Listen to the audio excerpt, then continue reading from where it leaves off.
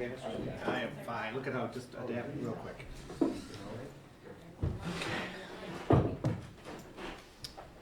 Good afternoon, everybody. Thanks for being here today. Today, the Assembly will approve a civil service reform bill and bring this 19th century concept to a 21st century workforce. We will also have several special guests, including UW Director of Bands Mike Lacrone, who will be honored as a hometown hero. In addition, we will have Canadian Consul General Roy Norton, who will be recognized as part of Canada Week in Wisconsin. And then we'll have a brief reception where members can go back and meet him and enjoy the hospitality that the Canadians are offering Wisconsin this week. Right now, we would like to highlight several of the bills that are on the calendar. We'll start with the first bill, which is AJR 5, authored by Representative Michael Schra, dealing with the state treasurer. Representative Schra. Hi, everybody. Today, I'm excited about the opportunity that we're going to have in front of us with AJR 5. It is a constitutional amendment that deletes the office of state treasurer. All of us legislators all want to be good stewards of the taxpayers' hard-earned tax dollars, and this will be the first consideration to actually remove the office from the Constitution. It passed last session with bipartisan support, but unfortunately didn't make it through the Senate. The last remaining responsibility of the office is to oversee and be on the board of the Board of Commissioner of Public Lands. And that responsibility requires only two 15-minute phone calls. Last session, the Department of Revenue actually received one of the biggest parts and responsibilities of the office, and that was the oversight of the unclaimed property division. Department of Revenue is doing an excellent job.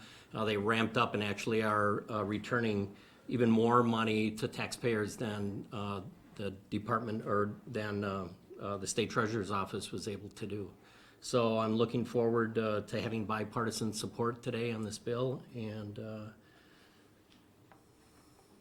All right, happy to answer any questions. Have you heard any indication of where it might go in the Senate this session? I'm assuming that it has good support in the Senate. Last session, I believe there were two senators that are no longer in the legislature that held the bill up, and my understanding is that it will have great support in the Senate. Okay, any other questions? I was wondering the stance on the GAB bill. Do you feel that it'll pass before this fall session is over? Well, we can talk about that as we go through all the, I just want to let all the other authors, and then we'll come back and talk about it at the end. I'm sorry. Okay, thank you, Representative Schra. Good. Next up, we have Representative Jeremy Thiesfeld, who is the author of AB 239. This bill allows a student's parents or guardian to opt out of certain statewide tests. Representative Thiesfeld. Good morning, or afternoon, everybody. Years ago, when Wisconsin was giving standardized tests, which would be the end of the year test, which generally has been given in the spring across the state, it was given to fourth graders, eighth graders, and then once in high school. We test grades 3 through 11 now in one way or another in the spring, and the statutes have never been updated to reflect that because we currently still offer an opt-out at parental request for 4th, 8th, 9th, 10th, and 11th grade, but we do not provide that opt-out for 5th, 6th, and 7th grade. And so we have the odd situation where a parent who wants to opt their children out of standardized tests in the spring, if they have a 4th grader, that opt-out would be granted because it's in the state statutes, but if they have a 5th grader, that 5th grader potentially would not. And that this has occurred in Wisconsin, and I'd like to prevent that from occurring, and that we would consistently apply the opt-out provision at parental request through all grades 3 through 12. Second thing that the bill would do is it provides more information for families as to all of the testing, the standardized type testing that schools are doing, whether it is a local test that the district just decides to do on its own, or whether it's the state test, that each district would have to provide an inventory to their parents of the testing that is being done at the school. And that's basically what the bill does. Any questions on AB 239?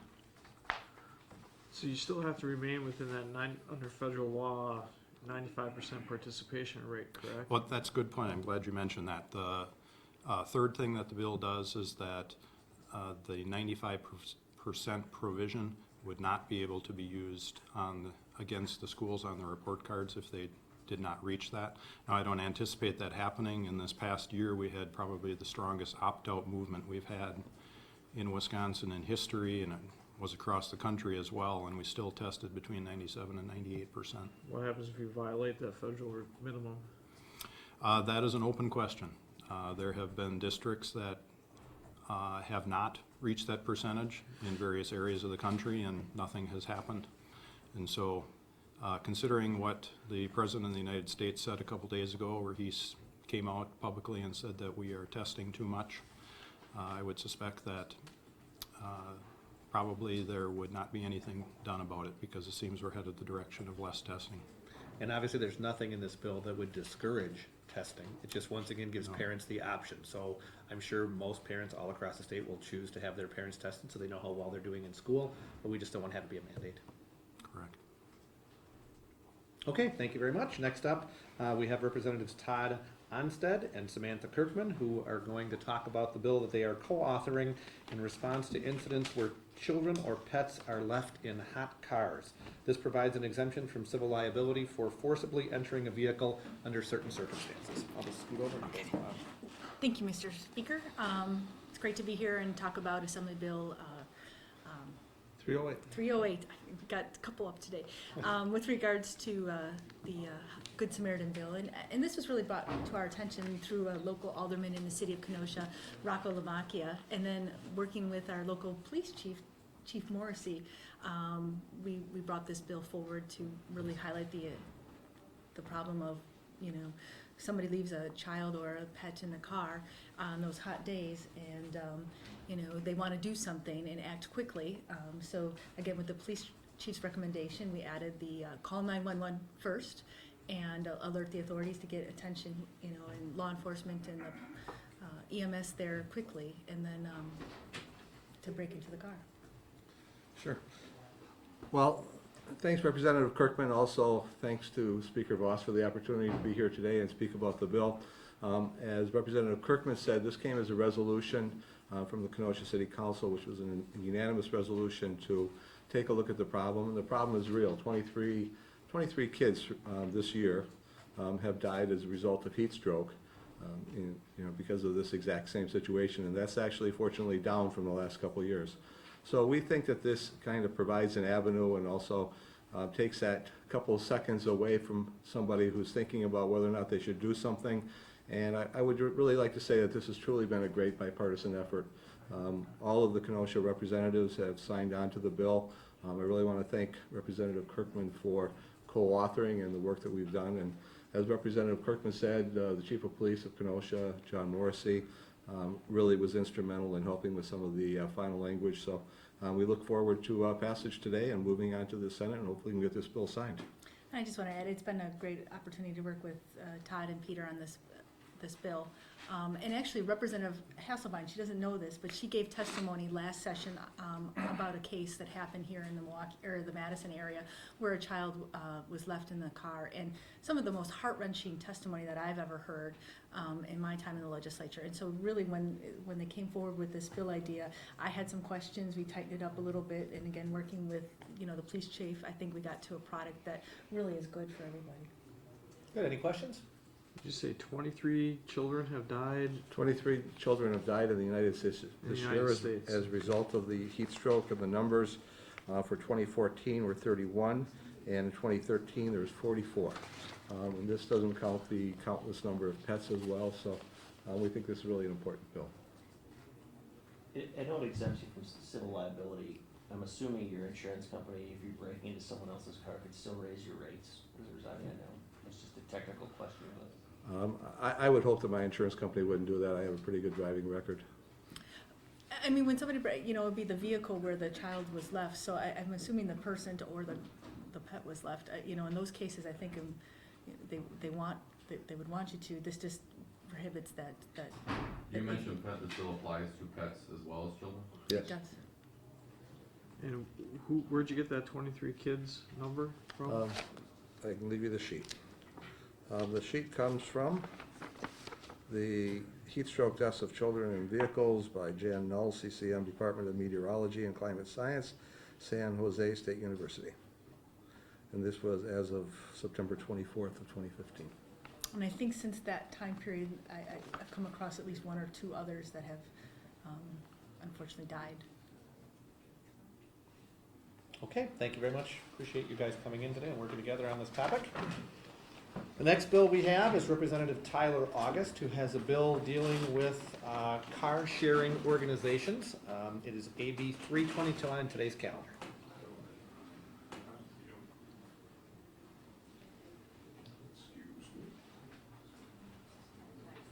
Somehow my table got moved over further, so I don't know. Must have been the cleaning crew. Good afternoon. This is a real simple bill. Basically, under current law, it's not permitted for a municipality to engage in a contract or an agreement with an individual or a company to have vehicles parked longer than the posted amount. So here in Madison, there's a lot of 2-hour parking. Under current law, they couldn't enter into a contract with a car sharing organization. One of the big ones is Car2Go that operates in a lot of municipalities across the country. Pretty simple service. Cars are strategically parked in high volume areas around a municipality.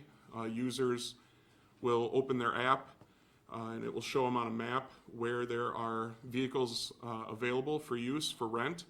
And the individual can go to a car and say, yes, I'm here at this car. The car unlocks and the rental period begins. The individual then drives themselves around in this vehicle, running their errands, whatever they need the vehicle for.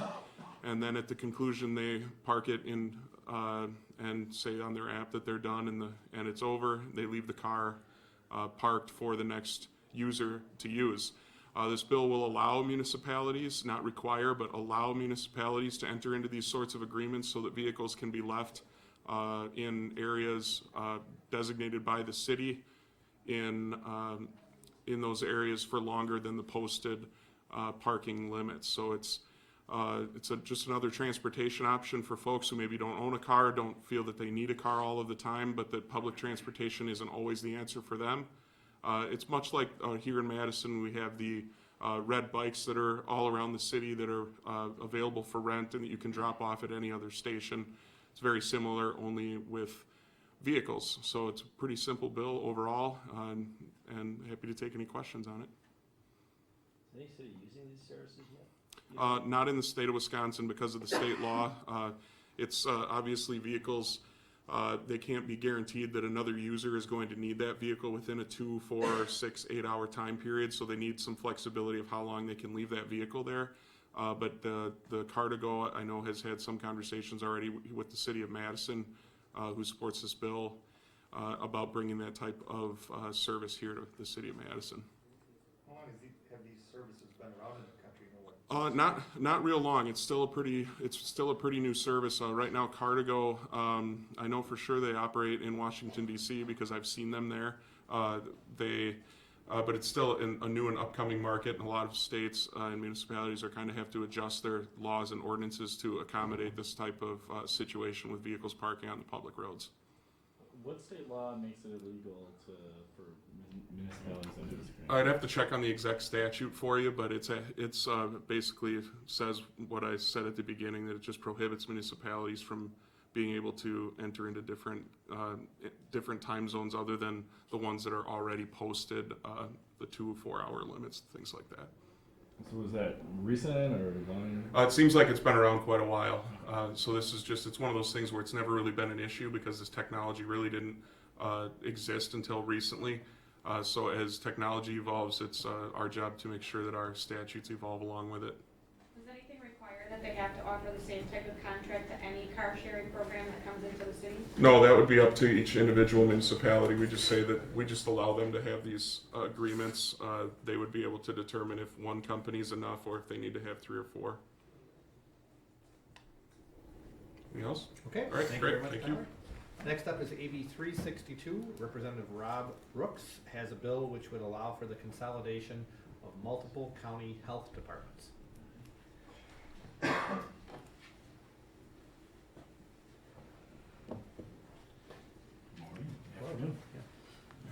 Good afternoon, everyone.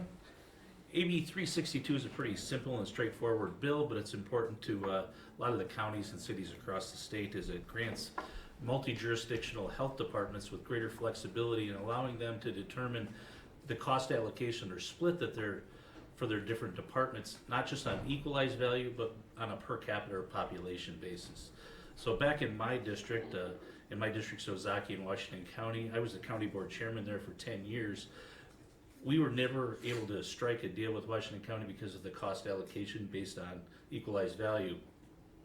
Doing it on a per capita basis, both county boards were able to reach an agreement this year and are going to move ahead with the merger. So this is going to, go beyond counties. It's going to work in municipalities and create more of these. To date, there's only been one county health department merger. So I think we can do this. It's going to save about $300,000 just in our two counties alone. Any questions? Good job. Perfect. Thank you very much. Next up is Representative John Nygren, who is the author of AB 394. You probably remember the discussion began last week at the Joint Finance Committee, and it basically is a bill that would allow for the review of the proposed changes to public employee group health insurance benefits. Representative Nygren. Good afternoon. I view this as a legislative oversight of a $1.5 billion program, and the Joint Finance Committee acted 15-0 unanimous in moving this bill forward. I do believe, even at questioning the Secretary Conlon, I think the bottom line concern is this is mostly perceived to be about the potential move to self-insurance. In and of itself, it isn't something that I'm opposed to, but the potential effects on the private market when you move 250,000 lives out of it, and especially in certain parts of the state.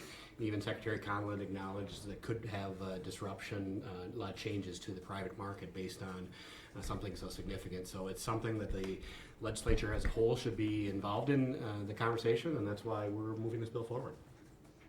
You said 250,000 lives, is that just state employees, or you talking state and municipal? 200 is state, 50,000 is local and other folks in the system. Okay, so that includes the employee as well as their spouse? Or Yes. children? Yes. Thank you. Governor says he's gonna shoot it down. That's what he said. We've worked with him. We've had conversations with the governor's office. They asked us about potentially narrowing it, which we did prepare an amendment to do that, but there was no guarantee that he would sign it if we narrowed it. So we're moving forward with the original bill, but we're willing to have a dialogue. Obviously, the legislature has a co-equal responsibility here, and at least that's our view, and we want to be able to continue to have that dialogue.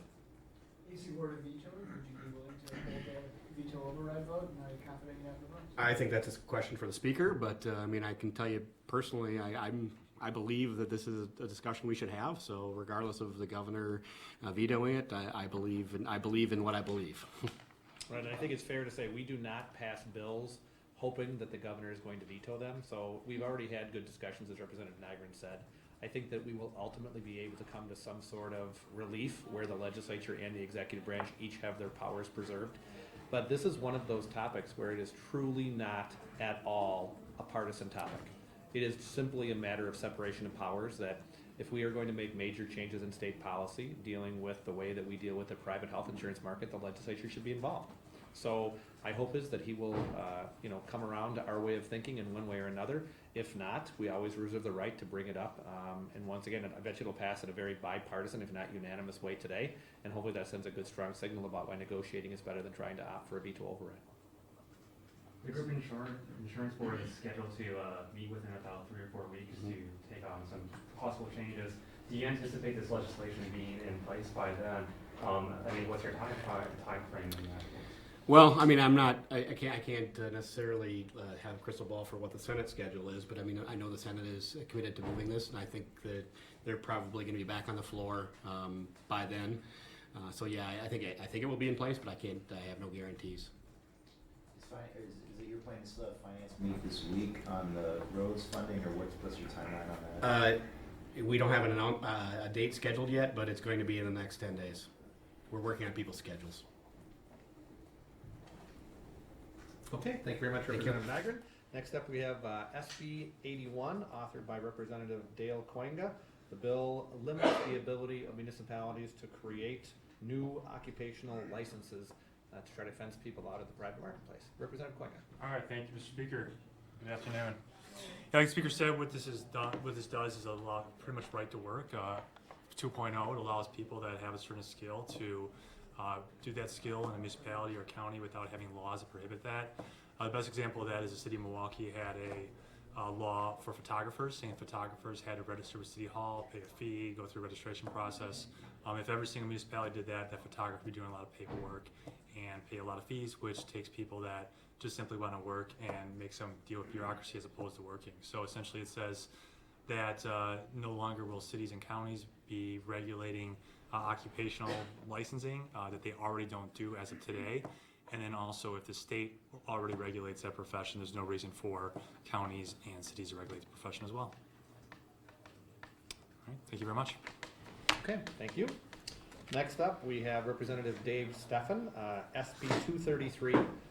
This bill provides for the end of the sales tax in Brown County, along with a process to distribute the excess sales tax revenue that's been collected by the Stadium District. Representative Steffen. Thank you.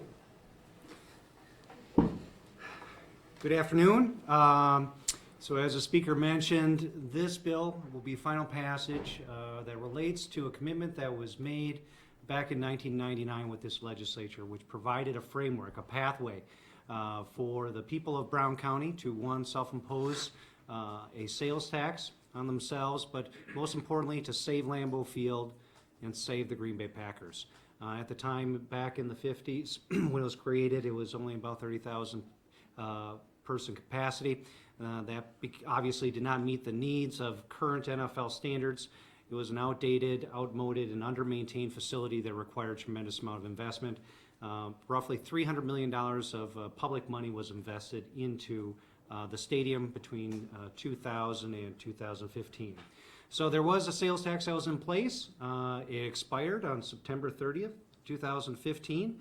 One of the things that existed that many people didn't understand was that there was a delay period. There was a overlap period in which there was 6 months of time period in which tax was being collected on the people who were spending in Brown County, and yet it didn't have a purpose.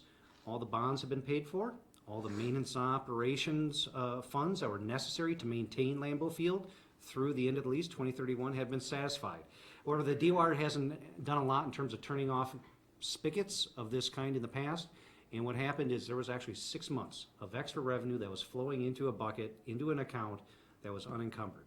So that money had no designation, no place to go, and it would sit in that account until at least 2031 under current law. And what I'm doing is accelerating that time frame, moving it up to 2015, and returning that money to the taxpayers of Brown County through their communities. Now that money has 3 specific uses that any municipality can use. One is for direct property tax relief, 2, debt reduction, or 3, economic development. So the money, 2/3 of the money is going to that purpose. 1/4 is also designated for the Brown County Arena, which is a 6-year-old facility that has been deemed something that needs to be addressed in the coming years. So this initially started as an $8 million estimate in terms of money being returned to Brown County. It is now, DOR's estimate now is $17.6 million. So it's a tremendous amount of money. This is game-changing money, transformative for these communities. So the city of Green Bay, in December, once passed by this body and once signed by the governor, will be looking at receiving a one-time check of $5.4 million. So that's a lot of money to do a lot of good. And there's a lot of flexibility, again, in the bill to provide so that every one of those local governments have an opportunity to work with their constituents, their stakeholders, to say, how do we want to best use this one-time money? Any questions? I'm sorry, you said, you described those 3 things that it could go to, and then I think you said it was 2/3 of the money, or 3/4 of the money? Okay, so 25% of the money is dedicated to the redevelopment of the current Brown County Arena facility. The other 75%, roughly $3.4 million, is going directly back to the municipalities themselves. And that's split up on a per capita basis. And those are when the buckets apply, the 3 different buckets. Because the 25% that's going to Brown County is for one specific parcel redevelopment. The other 75% is split up between those 3 different opportunities: economic development, tax levy related debt relief, or direct property tax relief. And the total amount is 17.6 million? Department of Revenue estimates 17.6 million will be the total amount. Okay, any other questions? All right, thank you very Thank much. you, sir. The last bill that we'll talk about today is AB 373. This is the reform of Wisconsin's civil service system, authored by my colleague, Representative Jim Steinecke of Kaukauna. It's a simple bill. How you doing? Doing good. Well, thanks everybody. I appreciate the time. Today's going to be a good day for both the state taxpayers of the state of Wisconsin and the employees as well. We're taking up this recruitment and retention reform that Senator Roth and I have worked on, with the main goal of speeding up the hiring process, getting the best quality candidates to work for the state, and then rewarding them when they do a great job. So the different components of the bill, the hiring process, as we've all heard, in state agencies currently can take between 120 and 244 days. Much too long. As the job market begins to tighten, a lot of these great quality candidates are gone by the time the state agencies are able to get through their process and offer that particular person a job. So what we do under the bill is get the process down to about 60 days, 30 days to post and collect resumes, and then 30 days to get through the remainder of the hiring process.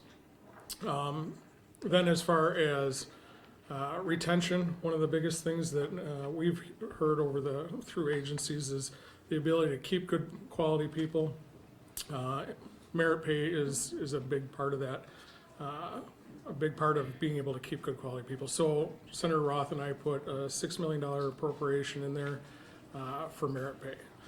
Then as far as the rest of the bill, state agencies, when they're going through the disciplinary process, sometimes it can take up to 1.5 years to get the employee from the beginning to the end of the disciplinary process. And I don't think that's fair for employees, I don't think it's fair for agencies, and I don't think it's fair for taxpayers.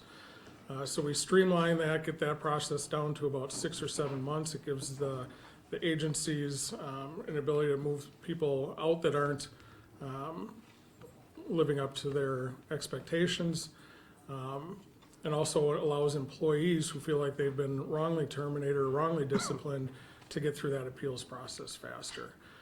Then I think one of the components of it that's important is taking a reasonable approach to being able to terminate for just cause immediately. That's one of the things that we looked at. We wanted to craft that very, very narrowly, so anybody looking at the reasons for being able to terminate immediately, it would meet that standard of a reasonable person.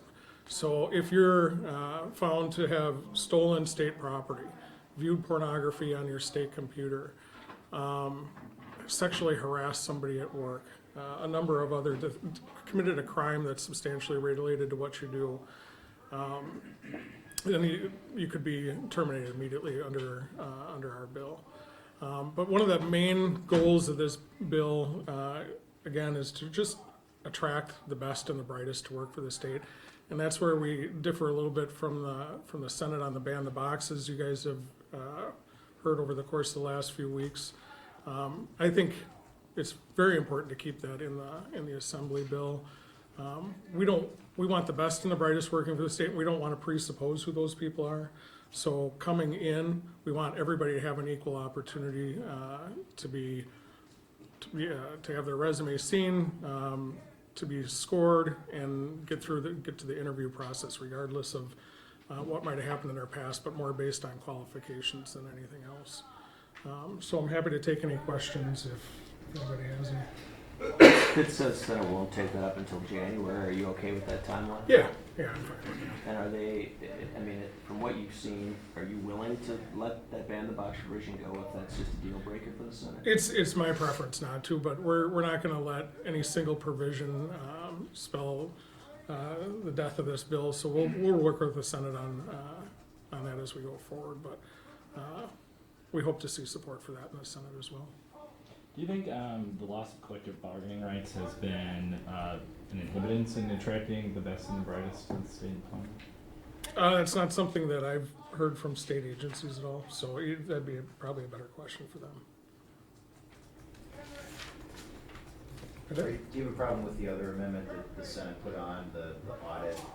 I think it's an audit review of how things are going, the Senate committee put on the bill. I think we're gonna continually review, as legislators, it's kind of our responsibility to continually review these things anyway. So it's, again, something that if the Senate drew a line in the sand on it, we'd take a look at, but not for the purposes. And that's another one of those where you all know from following the budget that the state budget does not order audits to be commenced. It usually says that they would request an audit from the audit committee. Obviously, the legislature controls that. So the language is similar to that, where it requests an audit and it's something that's optional. I think we could definitely take a look at it, but if it orders it, that's just not how we've done things in the past. What in the bill is gonna prevent hires based on political considerations? I mean, if the governor appoints DOA secretary, they appoint personnel management, how do you prevent that? State statutes. So the thing that prevents political hiring or hiring or promoting based on political affiliation currently is the state statutes. It's in there that it is illegal to hire or promote based on that. We don't change a word of the state statutes when it comes to that, so that remains the same. Do you think that's a good law to have? Yeah, absolutely. Can I ask about the GAB and the Senate caucusing today? I mean, are you confident at all that we're gonna see any kind of resolution there in the next few weeks? They say they wanna get it done by the end of November. Are you confident that can happen from what you've heard? I am confident that the Senate will find an answer. They see the same information that we have. They see the same concerns that we have with the way the GAB has operated, the out-of-control nature that it has had over much of the past several years. As we saw more and more documents come out last week talking about what appeared to be a continuing political vendetta, not just against people here in Wisconsin, but even bringing in national names, that certainly had nothing to do with anything that we're doing, but just the witch hunt aspect of how the GAB is conducting it. I think the Senate is going to see the exact same information that we have, and while they might have bigger discussions in their own caucus, and that's their right, we had a lot of those in our own caucus, talked it through, so I feel very confident that in the end, the GAB is going to be reformed. Pitts is saying that he thinks that they're gonna be stuck on allowing some of the judges to stay on the ethics portion of the board. Are you okay with that? If you remember Dean Knutson, the author of the bill, when he first put out his initial draft, he had some involvement of judges, just like we had the involvement of the clerks. That was taken out at the request of the Senate. So if they wanted to have a negotiation to talk about it, to say how can we make the bill stronger and better, as long as they were productive, positive ideas, of course we take a look at them. Can I ask you about this MMAC proposal that came out yesterday that would look like an increase in the sales tax in Milwaukee County for arts? Any interest at all in the state assembly, like something like that? No. Why not? I mean, can you just explain a little bit about your opposition to sales taxes? Sure. Well, the basic idea, I have only seen the press report, so I have to say I have not read the details of the report, so I probably have to reserve judgment on at least taking a look at that to see if there are things that we can find a consensus on. But the basic idea of saying that we are going to ask outlying communities to support institutions inside the city and the county of Milwaukee, they might even make a reasonable case for the zoo or the Calatrava. But then when they added on things like transit and parks, where nobody who lives in Waukesha, Washington, Ozaukee, or perhaps even Racine County, wherever they would look at it, would have any ability to utilize those more than they would the parks or the recreational things inside their own community, I think they went way too far. If the discussion was simply about the zoo and things like that, there might be the ability to have more of a community consensus, but I certainly haven't seen that. The local reaction that I have heard has been people are opposed to the way that the report was put out, but I'm looking forward to them coming to us with a consensus. It's not our job to draw the consensus from southeastern Wisconsin. They have to figure it out themselves. What do you think about the switchblade bill? It seems to make sense to say that right now there's questions as to whether or not you can carry a pocket knife and have that be considered legal. So having us in a very simple way say that as long as you follow the law and do it in a lawful way, we should clean up the statutes, makes sense. Speaker Voss, express advocacy coordination, talking about new agenda of document releases. One of them said the GAB board voted 6-0 to investigate the governor because of coordination with express advocacy groups. Speaker Voss, do you think that this new law, as you've proposed, as it's passed your body, does it condone coordination with express advocacy groups? No, it actually goes to the opposite. It makes it more difficult than current law does because we want to draw that very bright line between issue advocacy groups where coordination is allowed under court decisions and express advocacy where it's not. So if there was coordination with an express advocate going on and that triggered the GAB vote, does that seem like a witch hunt to you, sir? it does, because obviously the court stopped all of those things from happening because there was not sufficient evidence. So unfortunately, the belief of individuals to say that they are going to go after people on a national level, they are going to go after people who seem to just simply be exercising the free and First Amendment, is why I think people believe it's a witch hunt. All right, thank you, everyone. Okay. Thank you.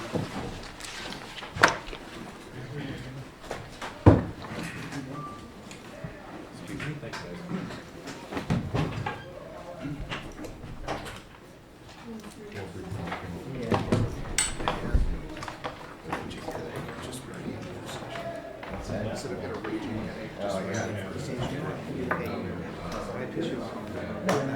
No, just making sure. No, Because I usually look at it. No, because I forgot.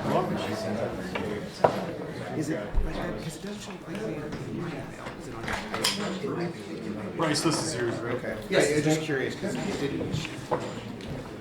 It just caught my eye yesterday. It's probably come across a million times. No, it may be on mine too, but I thought that it was the way she says it, but it could be the way I received it.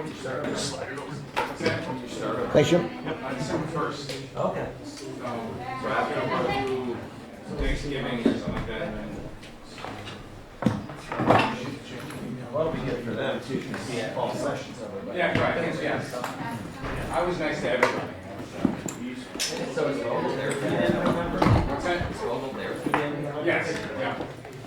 Well, that's good. That's where you used to work, right? Yeah. Yeah, that's good. We call those the dark ages. Yeah. They're coming back.